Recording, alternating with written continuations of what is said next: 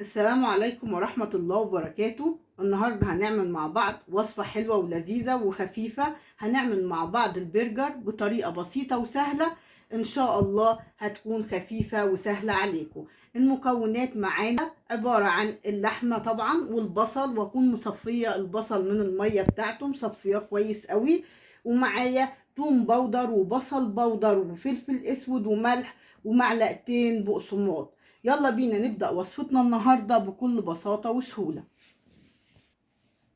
أول حاجة هننزل بالبصل زي ما احنا شايفين كده، وبعدين هننزل بالثوم البودر والبصل البودر والفلفل الأسود، ومعانا معلقتين 3 بقسماط مش أكتر، ما كترش البقسماط قوي. وطبعا الملح على حسب ما هشوف الملح محتاجة قد ايه ملح. هبدأ امزج بقى الخليط بتاعنا ده كويس قوي مع بعضيه كده بالطريقة دي اهو. طريقة البرجر سهلة جدا، مش محتاجة اي حاجة، والتوابل بتاعتنا سهلة برضو وبسيطة. زي ما قلنا بصل بودر وتوم بودر وفلفل اسود ومعلقتين او 3 بقسماط، ما كترش، وبصل، واكون يعني ايه بصلتين مش اكتر مثلا صغيرين، واكون مصفياهم كويس قوي من الميه بتاعتهم عشان البرجر ما يفكش معايا وانا بسويه على النار.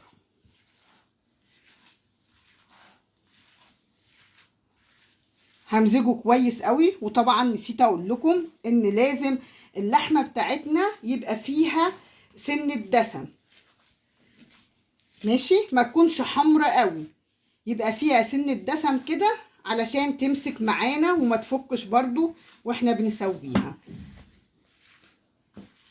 همزجها كويس قوي وبعدين ارجع لكم تاني.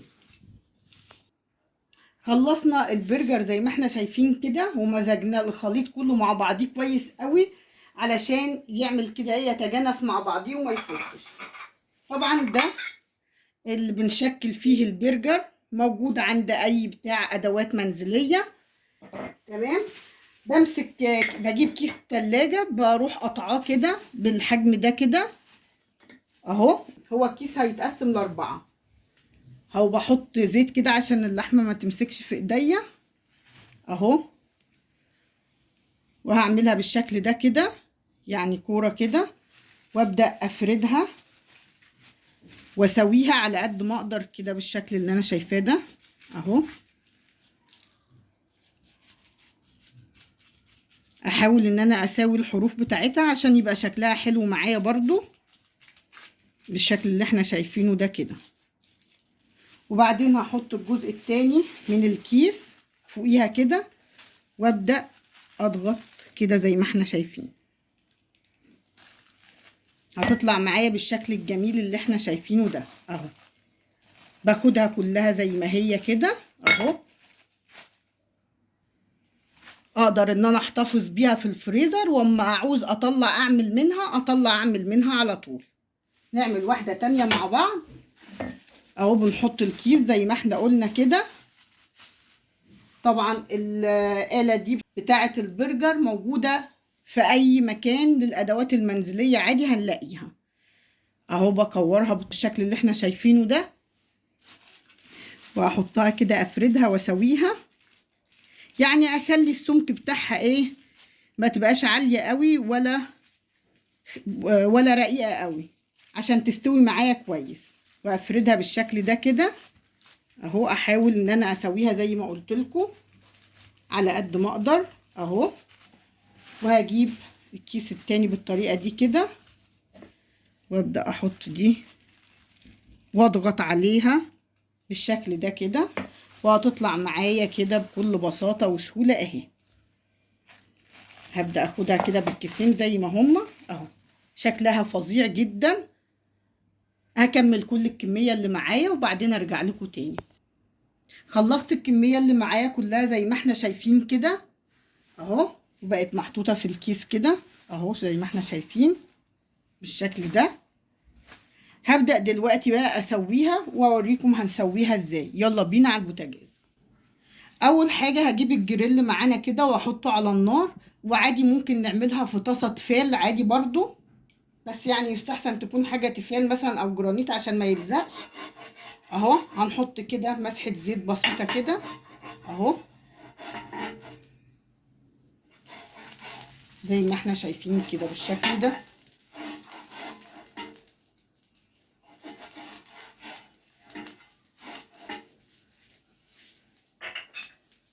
وطبعا زي ما احنا شايفين احنا حاطينه في الكيس فهيبقى سهل علينا اهو. نخش الكيس من فوق كده، وهبدأ انزل بقى ايه بالبرجر بتاعي بالشكل ده كده.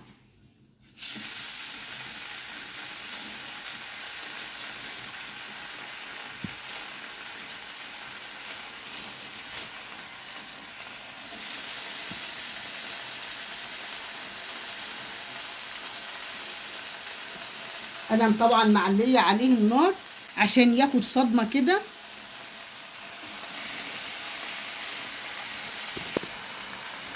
هياخد صدمه معايا كده ويستوي معايا من على الجنبين. هو مش بياخد وقت في السوا ولا حاجه.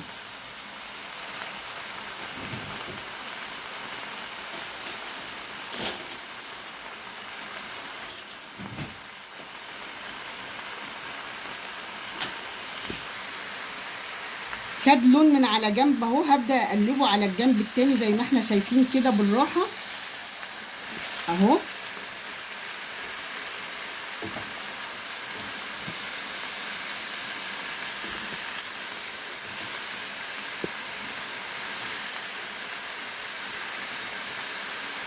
اوطي عليه برضو شوية علشان يستوي معايا كويس،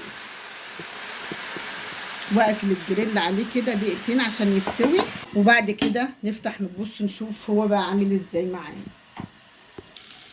زي ما انتوا شايفين كده انا الاول كنت معليه النار، اخد صدمه كده واخد لون من على الجنبين، وبعدين هديت النار عليه عشان يستوي معايا كويس زي ما احنا شايفين بالطريقه دي كده.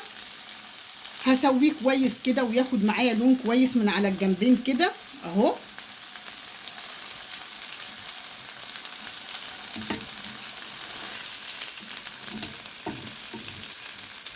وهخلص الكميه اللي معايا كلها وبعدين نرجع نشوف هنعمل ايه. خلصنا البرجر بتاعنا كله زي ما احنا شايفين كده اهو. اهو زي ما احنا شايفين ومستوي من جوه اهو. يلا بقى نبدأ نعمل مع بعض السندوتشات بتاعتنا. نجيب الكايزر زي ما احنا شايفين كده، وبنحط ده مايونيز على كاتشب وانا خلطهم مع بعض. تمام. ابدأ احط بقى كده مايونيز على الكاتشب،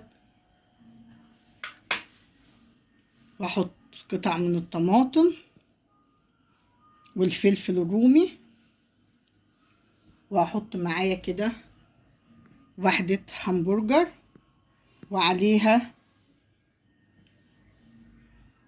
نحط الخيار بس تحت كده الاول. ده خيار مخلل وانا مقطعاه، وابدا احط على الوش كده من فوق جبنه شيدر، وهبدا اقفل معايا العيش بتاعي بالشكل ده اللي احنا شايفينه كده، وبيبقى شكله زي ما احنا شايفين بالشكل الجميل ده كده وطعمه فظيع. نعمل تاني مع بعض واحد تاني. طبعا ممكن نحط طبعا كابوتشي، بس انا ما عنديش النهارده اهو. هبدأ اجيب كده المايونيز على الكاتشب بتاعي واحطه تحت كده، وشرايح من الطماطم، شرايح من الفلفل. طبعا اللي بيحب مذاق اي حاجة طبعا بيحطها، شرايح من الخيار المخلل، وابدأ احط معايا كده الهمبرجر بتاعي، واحط كده جبنة شيدر على الوش شايفين عاملة ازاي، وهبدأ احط ايه كده. ايه رأيكم في السندوتش ده؟ سندوتش ايه فظيع ونضيفه في البيت وكمان موفر وحلو قوي. هنكمل كل الكمية بتاعتنا ونرجع تاني نوريلكم هيبقى شكله عامل ازاي. خلصت وصفتنا زي ما احنا شايفين النهاردة. السندوتشات البرجر فظيعة، جربوها هتعجبكم قوي مع البطاطس، طبعا طعمها هيبقى جميل وخرافي.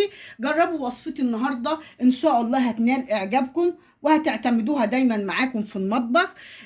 اتمنى ان وصفتي تكون سهلة، وما تنسونيش بقى باللايك والشير والاشتراك في القناة وتفعيل زر الجرس عشان يوصلكم كل جديد. والسلام عليكم ورحمة الله وبركاته.